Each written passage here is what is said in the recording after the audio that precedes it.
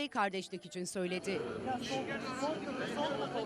Bu sola doğru Ekin abi, sola doğru. Ekin Selam Olsun Kardeşliğe isimli parçasına bir de klip çekti. Her dinin temsil edildiği klipte imamdan papaza, papazdan Alevi dedesine kadar farklı din temsilcileriyle yöresel kıyafetli Kürt ve Çerkes kadınlar rol aldı.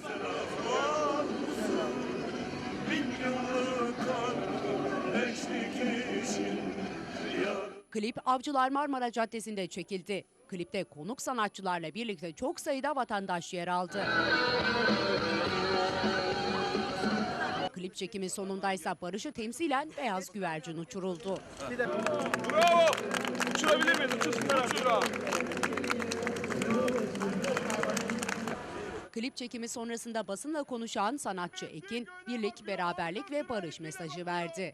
Bu klibin amacı bizim kardeşlik ve barış, tüm dil, din, ırk fark etmemeksizin böyle bir karar aldık hem şirket olarak hem ben bu klibin hiçbir ticari amacı yok ilk önce ve bunu bir CD olarak da çıkartmıyoruz. Sadece bir sanatçı duyarlılığından yola çıkarak yüreğimiz ağlıyor, yüreğimiz kan ağlıyor. Artık her şeye bir dur demenin zamanı geldiğini düşünüyoruz. Sanatçı şarkısında da söylediği gibi selam olsun kardeşliğe, selam olsun barışa diye seslendi. Dil, din, ırk fark etmeden ülkemin tüm insanları birer çiçektir.